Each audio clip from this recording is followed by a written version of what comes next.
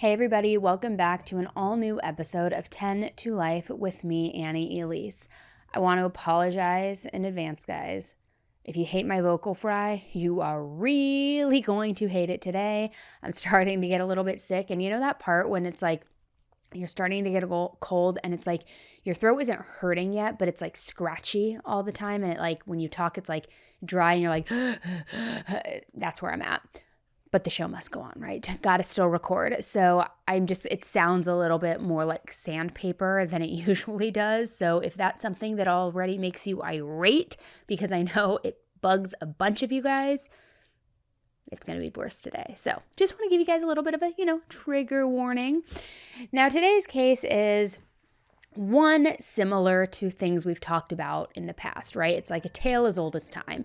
We're talking about somebody who seemed to have it all. She was stunning. She had 2 amazing kids. She had a husband with this great job.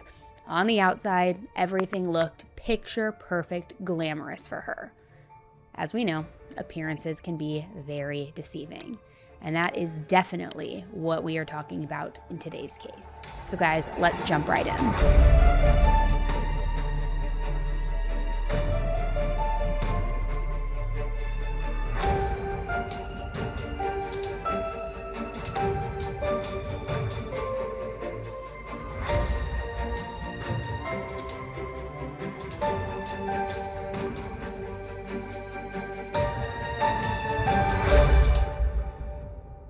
School started back up this week, and I was literally rushed out of the house today because I had to get to work for a meeting. I had to drop the kids off before I got to work, and I completely forgot to drink my greens, which, I've been obsessed with drinking them lately. It makes me feel so much better. It makes me feel like I'm being healthy since I literally haven't ate like an actual vegetable in years. It's really scary to admit it.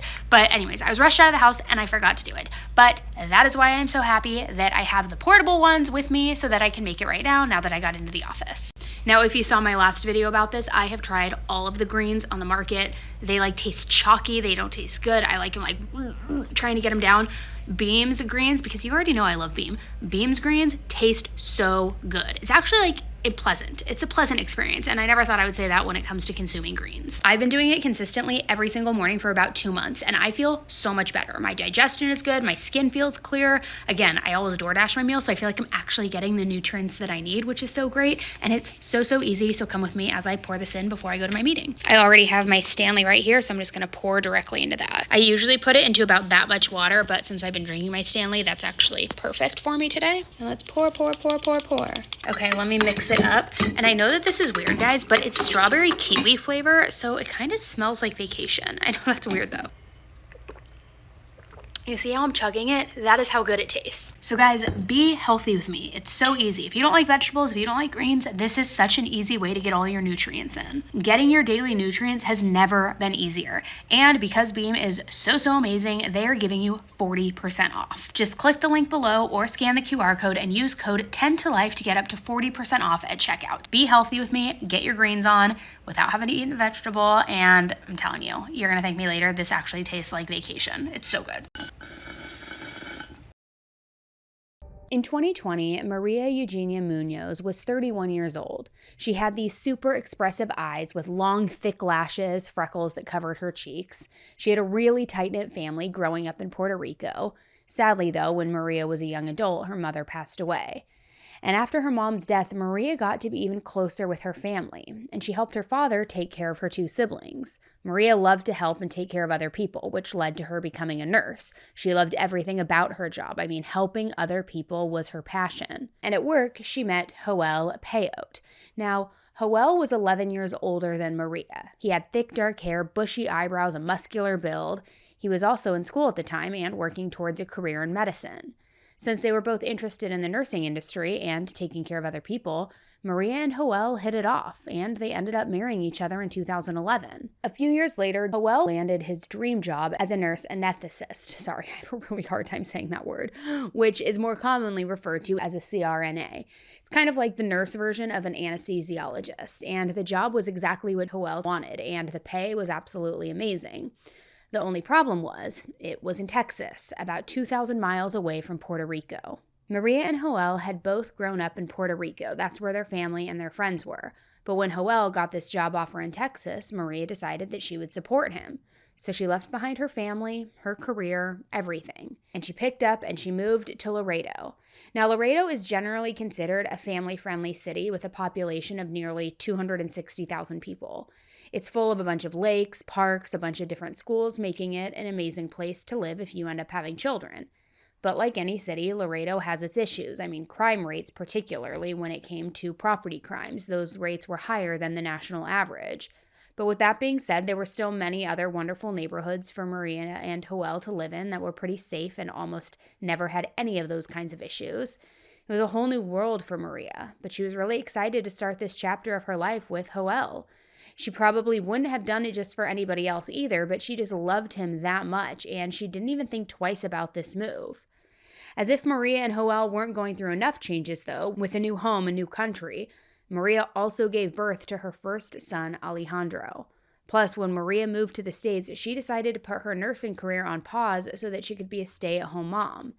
It seemed like the best decision at the time for the family, and it also didn't hurt that Joel was making enough money for her to not have to work. So she actually really enjoyed staying at home with Alejandro and getting to have so much one-on-one time with him. She knew that she wanted more kids too, and a few years later in 2018, Maria and Joel had a second baby boy who they named Valentino. Maria loved being a boy mom. She was always taking them out to burn off their energy, whether that was heading to the playground, going for a walk, and then every night before bed, she would read them stories. She was just a very devoted mother by anybody's standards. She was always the one to tend to any single need that they ever had. If you walked into her house, you could just tell what kind of mom she was. Alejandro and Valentino's artwork was hung up all over the walls. Their toys were everywhere. It was just one of those places where it was like very warm and welcoming when you saw it. And it really spoke to Maria's love for her family, especially her boys. When she wasn't doing a lot of the parenting work, Maria was either playing piano, hanging out with friends, or taking care of the house. She stayed really busy, and Joel was having a lot of success at work. It showed off in more ways than one. I mean, he could afford to buy brand new expensive cars for both him and Maria. They took lots of extravagant vacations together. He loved to travel and post different selfies of him on all of his trips. He'd also buy Maria a lot of expensive things, high-end purses, kind of just lavish her with gifts. But by the fall of 2020, Joel was going through a really busy time at his work. Now, you would think that Maria would feel like she had to work extra hard to pick up the slack at home, but instead, she decided to start looking into taking some classes that she needed to become a registered nurse again, this time, though, of course, in the state of Texas. She was ready to get back into having a job. Her plan had been to stay at home while the boys were little, but now, once they were old enough to be in school, she's going to go back to work because she missed being a nurse. She missed her calling. She truly loved that job. She could never fully give it up. And Joel seemed to be in full agreement with this plan. He was known to get a bit bored at times with the suburban life that they had, though. I mean, 2 kids, a mortgage, all of the things. So that's one of the big reasons why he always wanted to get out and travel. In fact, sometimes he was so ready to change things up, he didn't even bring Maria and the kids with him on those trips. He did sometimes, but not always. But besides that, to most people, everything seemed pretty normal between Joel and Maria. Joel worked hard at the hospital, and Maria kept busy back at home with the boys. But in the early hours of September 22nd, 2020, at 1:30 a.m., it was different. Alert 911, what's the address of emergency? Hi, I called my wife on her responses, and kind of scared if she's not breathing. She may have taken some pills. Okay, what is your address? 2203 Canyon Oak Drive. And how? 78045. Okay, so it's 203 Canyon Oak, correct? Yeah. And how old is your wife? She's 32. Okay. And you said that I gave her some. I gave her some a bottle of pills, and when I checked it, there was only 2 in there. Oh, okay. Okay, sir. And do you know what kind of pills they were? Yeah, clonazepam. Okay. And do you know if she took those on purpose? Like, has she ever tried to? She's been pretty depressed as well. Okay. We're going through some problems. Is somebody coming? Yes, I'm sending them over. And can you check for a pulse, please? Yeah. Go ahead and check on the side of her neck to see if you feel any pulse.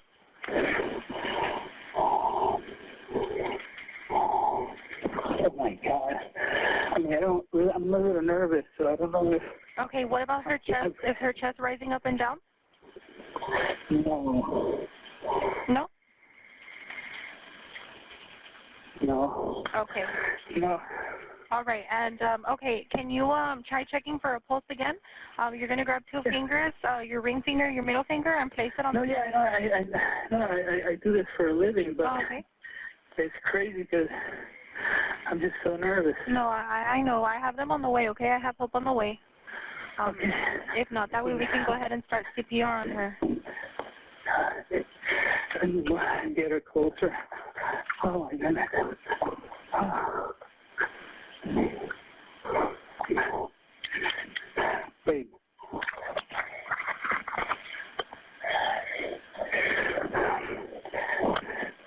Oh, man.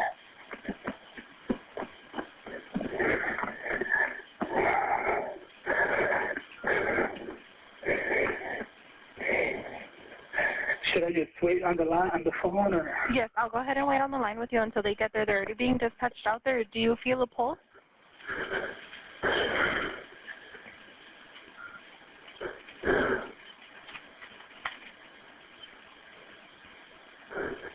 Not really sure. Hold on. Okay. I'm gonna put you on speaker. Okay, yes, go ahead. Do you feel anything?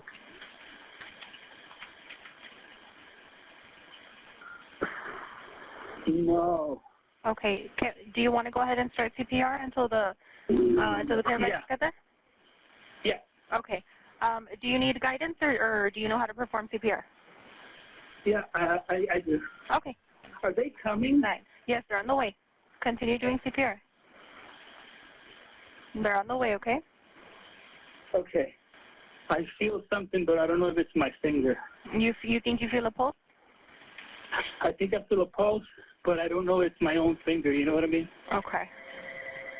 Are you checking on her wrist or on her neck? Her neck. Okay.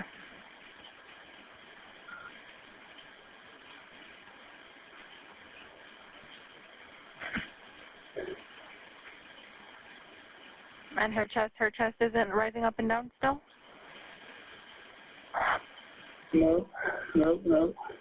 Okay. No. When you're done with the cycle, have you checked in her mouth to see if you see any of the pills in there? No.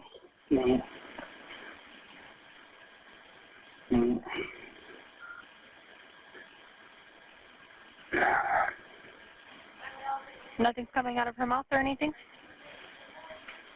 No, nothing.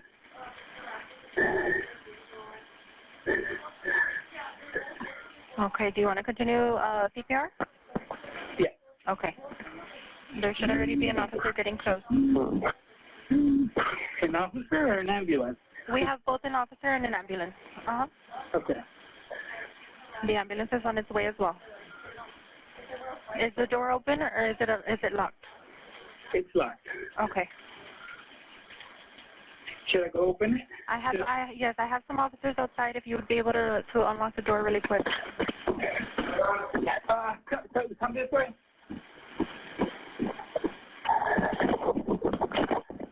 I found her unresponsive on the bed, but I can't feel a pulse. Can you?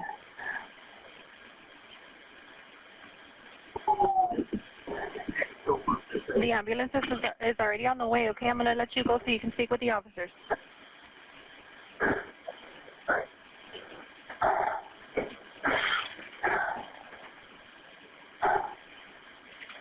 Hello, sir? Yeah, I'm here. The officer's here. I'm okay. sorry. I'm going to let you go so you can speak with them, okay? The ambulance is on its way. Okay. Okay, thank you. Only one officer responded to the scene at first, and when he got there, Joel was still wearing his work scrubs, looking completely distraught, and Maria was just lying on the floor. He was giving CPR to Maria while Alejandro and Valentina were fast asleep in their beds, just luckily and completely oblivious to all of the chaos that was going on. But it was clear that whatever had happened, it had happened recently, because Maria was still conscious to some extent. Basically, she had a pulse, but that was it. So the responding officer had some hope that there was a chance that she could be revived. The officer asked Howell if he knew whether or not Maria took any pills, and if so, what she had taken.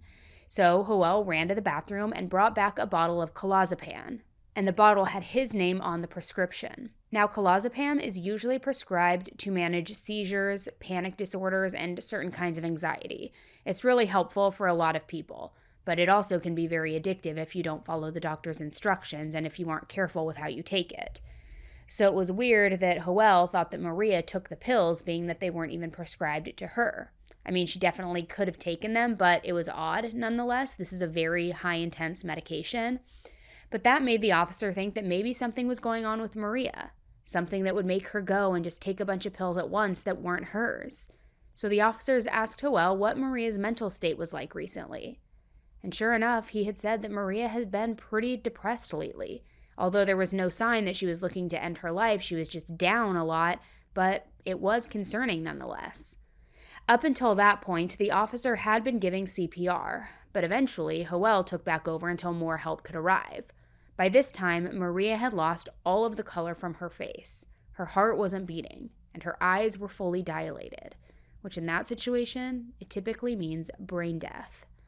Now, the EMTs weren't ready to give up on Maria yet, but it was getting super crowded between Howell, the police, the medics, Maria herself. So they sent Howell downstairs because he was kind of just getting in the way. They wanted to focus all of their efforts onto helping Maria. They just needed space. But here's where it gets a little strange. At some point between performing CPR, the medics getting on the scene, and Howell heading downstairs, that bottle of pills vanished. It was nowhere to be found. It was like it was there 1 second and gone the next. When the police officer who had seen the pills earlier asked around, nobody seemed to even know what he was talking about. So he yelled downstairs to Howell, asking him about the pills, and right away Howell came back up and threw the bottle at him.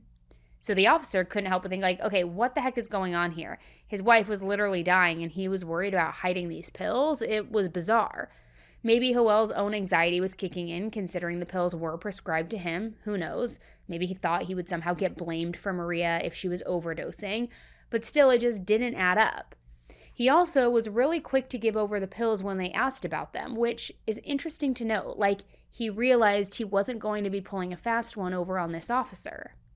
Now, in the meantime, hours went by as the EMTs tried their absolute best to resuscitate Maria.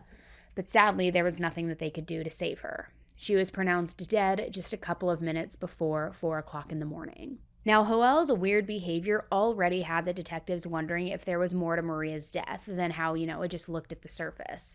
Was this a straightforward overdose, or was there something maybe more sinister going on here? The first person they needed to talk to, of course, was Howell. They sat him down in the kitchen, hoping to piece together what Maria's final moments looked like, get some more information. And here's what's interesting. So first and foremost, something really important to note was that Howell was sweating a ton. I mean, yes, it was September in Texas, but even so, it was a ridiculous amount of sweat. He was also still wearing his scrubs, which are pretty lightweight, so it's not like he should have been super hot and sweaty because of the temperature. So was it the September heat getting to him, or were his nerves maybe getting out of control? It was hard to say, but strange nonetheless. The detectives asked Howell to walk them through his final moments with Maria that night. He said they had been intimate together, that afterwards he took a shower, and when he decided to go back upstairs after his shower, he found Maria passed out on the bed. And as he's describing this, he's getting very, very emotional. He said that he thought that she was just asleep at first, but when he got closer, he realized something was wrong. So he swept her up out of the bed into the hallway so that he could perform CPR. But guys, hear me out really quick too, because if Howell had just taken a shower, gone downstairs, why was he still in his scrubs when the police arrived? I mean, maybe he was naked when he found her, or just in a towel, and he pulled the closest clothing he could find. I don't know, and I could possibly be reaching here, but it seems a little bit weird to me. Another thing, he still had on his gold chain. So, was he showering with his chain on too? Did he sleep in it? Possibly, but there's something that just starts to feel a little weird for me. After Howell talked to the police about the last time he saw Maria, the detectives asked if they could search the house. They needed to check for anything suspicious, anything that might help them figure out if this was an overdose or if there was something more to the story. But here's where it also gets a little bit weird. Howell didn't want to let them. He said, well, I don't want you going through my stuff because I'm a very private man. Which, wouldn't you think that he would want answers about why his wife, the love of his life, was dead? But for some reason, he didn't want them looking around. I mean, he was just acting very mysterious. So finally, after a lot of back and forth with the police, Howell agreed to let them search the house. And sometime in all of this back and forth, Alejandro and Valentino woke up from all the commotion. They were taken into the police's custody until some of Maria and Howell's friends could take over. And the reason they had to take over is because Howell couldn't watch them himself, because while the police were going through the place and the house looking for clues, looking for everything, he was sent to the police station in the squad car to answer some more questions. And it ended up being a good call for them to insist on doing that search, because the detectives found some interesting things. I mean, we're talking syringes, IV equipment, a needle catheter, which was on the staircase, and a syringe wrapper on the floor. Now, I get that those are things that Howell would use at his daily job in the hospital, but why in the world would he have all of that stuff at home? Sure, some people bring their work home, but as a CRNA, that doesn't really make a lot of sense. You wouldn't even be allowed to take all of that out of the hospital. And get this, he also had a bone-dry shower, which he claimed he had just come out of the shower when he found Maria unresponsive. So there should have been water on the walls, on the bottom that hadn't dried yet, something like that. You guys know that if you have a family member or roommate or whoever you live with, that if you step into the shower even a few hours after somebody else uses it, it's usually still damp. So why wasn't it even the least bit wet when the detectives looked at it? The shampoo bottles weren't even wet. It was just another red flag in an already suspicious situation, right? So back at the station, he was waiting in the interrogation room, fully masked too because it was still 2020. But what really disturbed everybody was how loud and obviously upset he was. I don't mean that he was just crying over his wife's death. No, he was angrily pushing furniture around, making a huge scene. It was disruptive, it was odd, and kind of felt performative in a way. So when the detectives finally went in to talk to Howell, he asked what had really happened. But Howell didn't really seem to have any answers. He seemed very forgetful, which could have just been grief kicking in. It's hard to say. Is it possible that she swallowed them all? How many pills were there before? Muscle metals? I really don't. But when the detectives asked why there were syringes found at his house, he said he didn't know. Then, not long after, he changed his story. He said that he had used those syringes on himself because he was taking steroids, which, okay, sure, I mean, he was a pretty buff guy, but would he really leave that stuff lying around with Alejandro and Valentino being so young? I can't imagine that that would be the case. The detective asked Howell about another crucial piece of evidence that was found at the house. It was Maria's diary. And her diary painted a very different picture of their marriage from what all of their friends and family had seen. Because according to her diary, Howell had cheated on Maria back in 2018, right around the time their son Valentino was born, which, I gotta say, is a very gross timing. Not that there's ever a good time to cheat on your wife, but you get it. Apparently, it was like something flipped for Howell around that time. They used to have this pretty great marriage before that, and they were pretty happy right up until that time. I don't know if he didn't like that he wasn't getting as much attention from Maria as before the baby or what, but in any event, he met a woman named Janet while he was at work. She was a surgical nurse, and it didn't take long for their affair to start once they met. It stayed under the radar for a while, but Maria had a gut feeling that something was off for a really long time. However, with a toddler and a newborn, she tried to push those suspicions aside. But let me just say, it's not so surprising that Maria felt suspicious, because Howell was acting suspicious. Around that time, he started to delete Maria and the kids off of his social media accounts, making it look like he was some single bachelor who traveled the world and had all of this money, when in reality he had a wife and kids at home waiting for him. And eventually, Maria found out that there were plane tickets to Europe for not just him on a solo trip, not him and Maria, but him and Janet. She was absolutely devastated. Here she had 2 children and nearly 8 years of marriage with Howell. She was also living in a different country than her family, so she just felt hopeless and lost. At that point, she began taking antidepressants to ease her pain. She also began to journal and pray to God, just hoping to turn things around for herself and Howell. She poured her heart and soul into these journal entries too, and here's one entry that she wrote. My heart says one thing, my mind says something else. I am in this constant battle, tug-of-war. I want it to stop, but they won't. They keep me sad, and those are my tears. My future is foggy and unclear. My past haunts me. My present is confusing. Lord, hear my cry, see my tears, feel my pain. Bring me laughter, bring me peace, bring me happiness again. I don't want to be sad anymore. I don't want my heart to hurt. I don't want my mind to be in torture. Please, I beg you, Lord. Now, I don't know about you, but I have to say that was completely gut-wrenching to read. Maria was this heartbroken woman, but it was clear that she wanted things to change for her life and for her marriage. And during this time, she was all still acting so strong and so together for her children. The more that detectives went through Maria's diary, the more evident it was that Maria's personal life was in turmoil. A diary entry from just a couple of weeks before her death read, "So much pain, so much heartache that I have endured throughout these 2 years, and nothing has changed. They keep getting worse. Honestly, I don't know what's going to happen. As time progresses, I lose sight of us reuniting as a family. My kids are already hurting, God. Please help me. I don't want to hurt anymore, Jesus. Please, I beg you. Make my situation change. I can't anymore, I swear." So Maria's diary laid it all out there. She knew about his double life. But what really stands out is how much her family meant to her. She even wrote a list of her biggest fears, and right at the top was losing my family. She talked about her sons in her diary, but when she talked about losing her family, she meant Joel too. She loved him so deeply. She went on and on about wanting her marriage to work out and just to go back to how it used to be. And let's not forget Maria's faith. I mean, her diaries are just filled with prayers to God, showing just how important her religious beliefs were to her.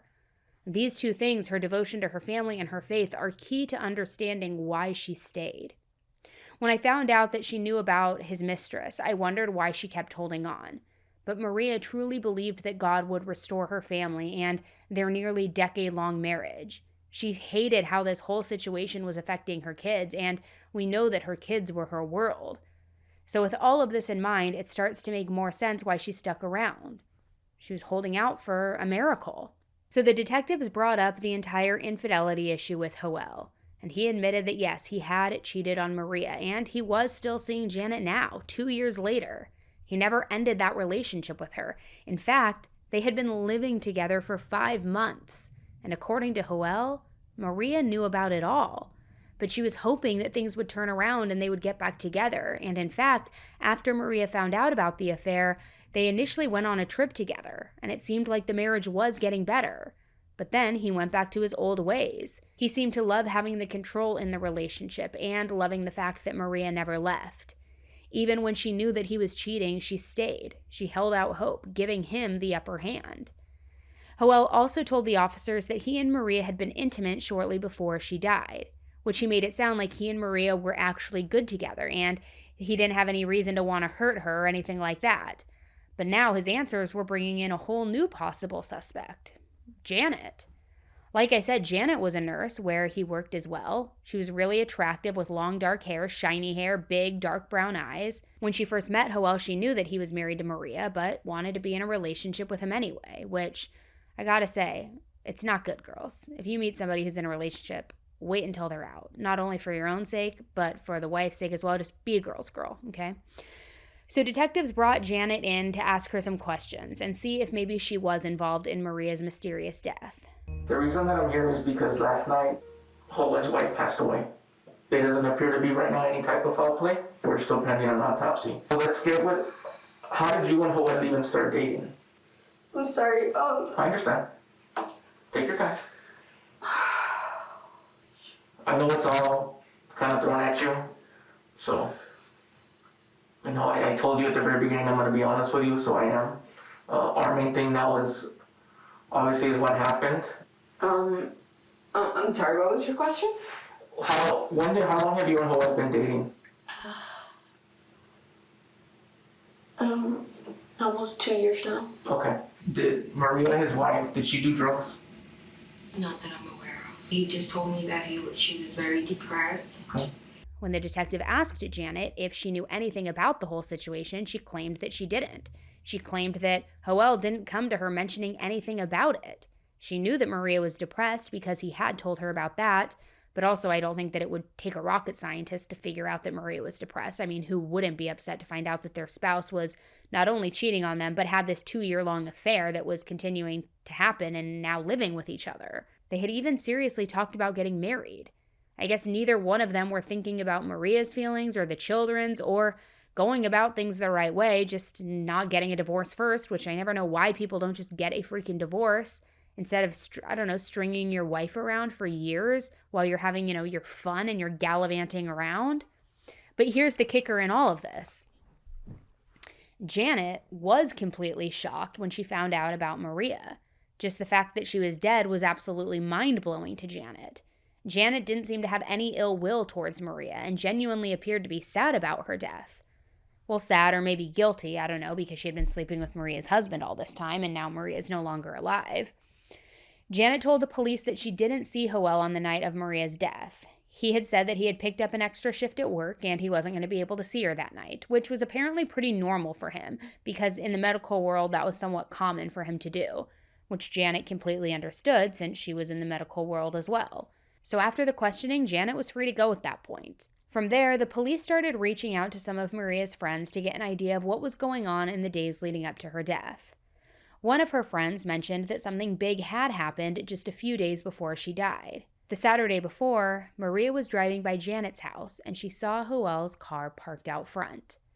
Now, I'm not sure if she was purposely doing a drive-by or just happened to be in the neighborhood, but either way, she stopped the car and went up to the door.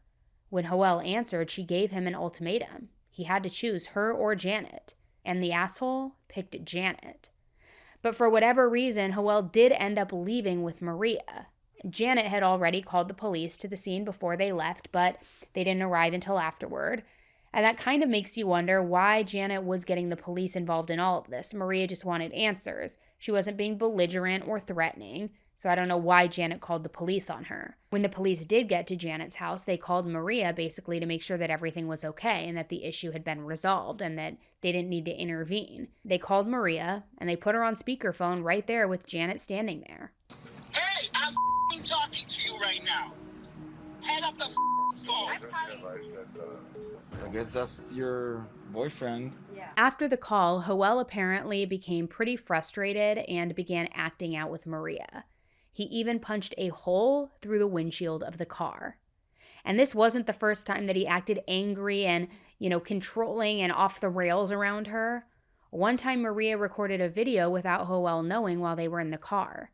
She said, "If you walk out of this car, we are over." And he reacted, just started swearing, yelling done, and then he left. So that following morning, after the whole fallout at Janet's house, Joel was out of the house. I'm not sure where, either at work or maybe back at Janet's, and Maria messaged him saying that they should get a divorce lawyer, and they should basically end things. He seemed to be in agreement about the marriage being over. However, the paying of the lawyer part, not so much. He messaged her back saying, "We can do this with minimal lawyer intervention. It's too much money." But by early Monday morning around 1 a.m., he messaged Maria again, and this time in an email seemingly wanting to fix things. He wrote, "I'm so sad. I'm hurting inside." His email was pretty lengthy, but it ended with him saying he wanted to have a heart-to-heart with Maria. Which I don't know about you, but that all seems pretty manipulative to me. Maria had been begging him to come to his senses, but he chose Janet time and time again. So now, all of a sudden, he wants to have a heart-to-heart and meet later that Monday evening with Maria? What made him completely turn around like that? Either way, though, Maria seemed open to the meeting. She sent a Facebook message to one of her friends asking for prayers and for God's will to be done during the conversation with him. But then just a few hours after that meeting, she was dead of an apparent overdose. Again, the timing and everything else is just too weird to ignore. Maria's funeral was held at the First Baptist Church of Laredo. Her family and friends gathered to mourn her loss, and Joel was there too. He seemed visibly shaken, crying from start to finish. At one point, he even went up to Maria in her casket, just crying over her, kissing her face. Despite everything that had happened, he appeared to be grieving just like any other heartbroken husband would. But the police were getting more and more suspicious of him. They knew that an autopsy had been done, and they were waiting for those results to come back. When they did, The medical examiner said that there wasn't any residue from any pills in her system. But Howell had said that she took the pills. He even had the bottle to prove it. Remember, he showed it to the first responders when they were trying to revive her. But as we know, an autopsy doesn't lie. And something else that was really bizarre showed up on this report. A little reddish purple mark on her arm. Right on a vein. You know, the kind of mark that you would get if you were to have blood taken? But Maria didn't have any recent doctor's appointments where she would have needed to get a needle or a jab or get blood work done. On top of that, Maria also didn't have any alcohol or marijuana in her system when she died either. There were some other symptoms that made it clear that Maria had died of an overdose, but that she hadn't died because of something that she had swallowed like a pill. It seemed like, based on that mark on her arm, she might have injected something. Her cause of death was ruled to be intoxication by a combination of drugs. But the million-dollar question was, did she inject herself or no? Now, lots of people were wondering exactly that, and whenever Howell's boss heard about Maria's autopsy reports, alarms instantly started going off in his mind. Being an anesthesiologist, he found the whole situation with Maria having a prick on her arm and a mix of drugs in her system really strange, especially since the drugs in her system were not something that you could get at any old pharmacy. Now, add in the fact that Maria was married to someone in that line of work who dealt with those kinds of drugs on a daily basis. So he told the police department that a more thorough toxicology report should be done. This could determine whether or not the drugs in her system were ones that Howell had access to at the hospital. So the police granted this report. It took months to come back, but when it did, here is what they found. Morphine, Demerol, Versed, Propofol, ketamine, lidocaine, and Narcan. Now, if you're familiar with these drugs, you know that these are not your typical medications. Morphine and Demerol are both very powerful painkillers. Versed, also known as midazolam, is a very strong sedative that is used for anesthesia. Propofol is a strong anesthetic and not something that you would just take recreationally. Ketamine is an anesthetic that sometimes can be used for pain relief, but also is something that will hugely make you hallucinate. And lidocaine is a local anesthetic. And as most of you guys probably know, Narcan is used to reverse opioid overdoses. Now, the kicker in all of this, there was no trace of that clozapam, the drug that Howell claimed Maria had taken. And these specific drugs, especially the Propofol, tend to be injected, which fit with what the medical examiner had seen with that small puncture mark on Maria's arm in a typical injection site. And the fact that her husband injected people on a daily basis due to the nature of his job, not looking good. I mean, yes, Maria was a nurse, so she knew how to inject needles, but since she wasn't practicing nursing at the time, she didn't have access to all those drugs.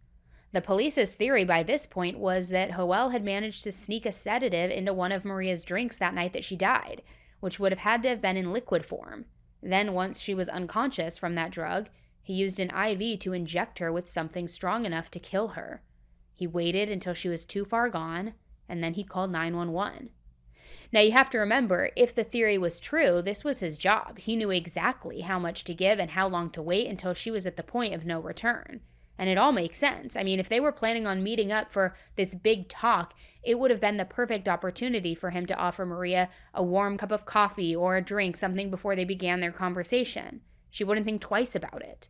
So after the tox report came out, that was basically the smoking gun that police needed to make their arrest. Howell was officially arrested in January of 2021.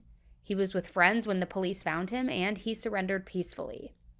The charges were Maria's murder and tampering with evidence, and his bail was set at $200,000.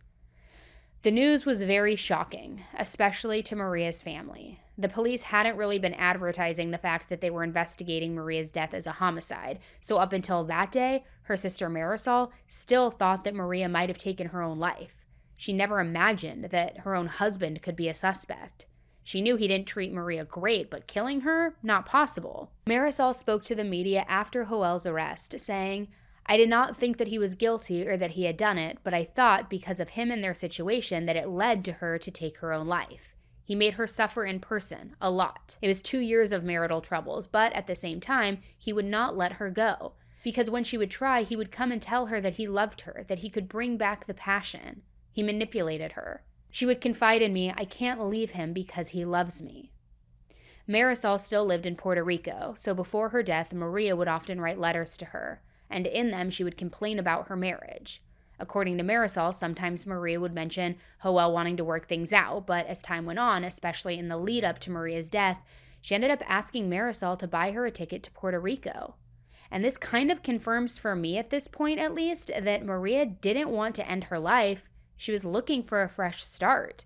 She likely wanted to go back to Puerto Rico and raise her boys there around family who could be there and support her. Marisol also talked about how one day before Maria died, she had contacted a divorce lawyer due to a fight that they had had, which, as we know, it must have been the fight that happened when Maria found Joel at Janet's house over the weekend. I feel like that was probably the breaking point for Maria and what made her finally tip the scale towards ending the marriage. Something else interesting that Marisol shared with the media was that after Maria died, Joel was really pushing for her to be cremated. But before that could happen, the autopsy had to be done. So I'm wondering if he was hoping that if they cremated her soon enough that a tox report could never be done. After Joel was arrested, police circled back to Janet to see if she knew more than she was letting on. She went back to the station with her lawyers and said that the day after she spoke with the police for the very first time, Joel had asked her to delete the surveillance footage from her security cameras the night of September 21st and September 22nd. That's the day before and the day of Maria's death. Now, I have no idea what was on those cameras and why he wanted that footage deleted. All I can think of is that he didn't want any sort of record of where exactly he was around the time of the murder, or maybe he was coming and going, carrying supplies that he later used on Maria. It's hard to say since the footage was, yes, deleted. Janet did what she was asked. She also said that Joel brought drugs to her house from the hospital, including Proferol, morphine, and all of the others, and that they would sometimes use them together, recreationally. Sometimes they would inject the IV themselves, and sometimes they'd give it to each other, which is horrible and gross and so reckless, especially since they are in the medical field and they are trusted medical professionals. But here's where things get even more interesting. Janet admitted that Joel told her that he had injected Maria with something, but he said that it was because she was out of sorts, acting erratically, so he wanted to help calm her down. He also confessed that he pulled the IV catheter out of Maria's arm before the police got to his house that night. It's unclear whether or not Janet believed all of that, or if that was just the story that she was telling the police so that she wouldn't be blamed for anything regarding the situation. Maybe if she was lying to cover her own butt, but it worked, because with all that information that Janet was giving the police, they made a deal with her. She would get immunity if she testified against Joel at his trial. And she agreed to this deal, which was probably one of the smartest decisions that Janet ever made in her life. Shockingly enough, Joel was able to make his bail, and he didn't have to stay in jail. Instead, he was given an ankle monitor to wear until his trial, which didn't happen for a couple of years. And it kind of just goes to show how much money he was making that he could afford that bail. But finally, he went to trial 2 years later on March 20th, 2023. And let me tell you, it was intense. The prosecution came out swinging, saying that Joel had been having an affair for years and that he just wanted out of his marriage. They said that he saw no other way out but to kill Maria. However, the defense had a completely different story. They said that both Maria and Joel were drug abusers, that the two of them both agreed to use drugs that night together. They were both doing them and enjoying doing so. Then, according to the defense team, Maria had an overdose, and that prick on Maria's arm was from Joel trying to save her with Narcan. They insisted he was not a murderer, but a husband who was desperately trying to revive his wife from a drug overdose. So after they made their arguments, it was up to the jury to decide between the two drastically different narratives. The jury got to hear some pretty compelling evidence, including excerpts from Maria's diary, especially those entries from around the time of her death, and the jury was also shown body cam footage of Joel giving Maria CPR. And here's where it gets interesting. When this footage played in the courtroom, Joel started to cry. And it was very out of character for him because up until that point, he had shown zero emotion about this case in the public eye. So much so, it was like the past 3 years he hadn't shown any emotion. And I should also note here that he didn't speak during the trial either. One of Joel's co-workers, Luis, took the stand, and Luis was one of his friends at work. He testified that Joel had talked to him about his marriage troubles, and according to Luis, Joel described his marriage as a, quote, hard situation. And he didn't want to get a divorce because he thought it would be too much of a burden if he had to pay child support. Which I gotta say, it's kind of crazy that he felt that way because He was well off. He was loaded. I mean, he wasn't hurting for money. And when he was still working as a CRNA, he was collecting regular paychecks. Luis even said that at one point after Maria died, he asked Joel point blank if he killed her. And Joel responded saying, "I can't talk about it." It's a simple yes or no, and the answer should be no, right? What do you mean you can't talk about it? So on the last day of trial, Joel's mom, Miriam, took the stand defending her son. She had sort of acted as his personal assistant while he was in jail too. He would call her asking for money to pay some old bills for medication he needed. And if it's not obvious from the fact that she was helping him, Miriam said that he was innocent. She said that she knew about the affair and that she had urged Maria and Joel to work on fixing their relationship 2 years before she died. But she just did not believe that he was capable of killing his own wife. This was in spite of the fact that he had asked her to delete Maria's Facebook account and a post that he had on his account which was negative about Maria. I feel like with Miriam, she was kind of blinded by her love for her son. She didn't want to believe what was going on, even though the facts were kind of hitting her right in the face. So finally, after 8 days of testimony, the jury needed less than 2 hours to deliberate. He was found guilty of the murder, and he was sentenced to life in prison. After the verdict, Maria's family spoke with the news. My world had stopped completely. I felt that I had died with her as well. It was really hard to get over for these 2 years and 6 months. We want them to know that we were grieving, we are in pain, we're still in pain, and that we understand that they're gonna be going through a process now of what's happening with their son. Today, Joel is serving his life sentence at Texas Department of Criminal Justice. I couldn't find any updates on what became of Alejandro and Valentino, but hopefully they're getting all of the love and support that they need from their family and from Maria's loved ones during this time. I also couldn't find any sort of update regarding Janet, except the fact that she and Joel are no longer together. So I'm curious to know what she's up to today and if she still works as a nurse, which would be a terrifying thought considering her abuse of medication, but I don't know what's going on with her. I am curious to know what you guys think of this case, though. Do you think that justice was served? And I'm wondering what you think about Janet's role in all of this. It doesn't seem like she actually killed Maria or did much of anything the night of her death. But she did hide a lot of evidence from the police until she was basically backed into a corner. I did see an interesting theory that talked about the possibility of Joel slipping stuff into Maria's drinks for a period of time, which would have kind of put her in this state of psychological torture. It seems like he did have a lot of different types of drugs from the hospital on him at all times, so there could be something to that theory. But I think a big part of it was that he liked being in control. He liked that he had all of the power in his marriage and that he was able to do whatever he wanted whenever he wanted. I think that he loved that Maria wanted him back and that she continued to basically beg for him to change his mind, even though he continued to choose Janet time and time again. But let me know what you guys think about this case. Let me know in the comments. Do you think that he really is innocent, as a lot of people think? Or do you think he did this and he just didn't want to deal with the divorce and paying for child support? What are the motives? What are the reasons? Who is the killer? Or was this accidental? Let me know what you guys think below. Thanks again, and until the next one, please, please, please stay safe. Bye.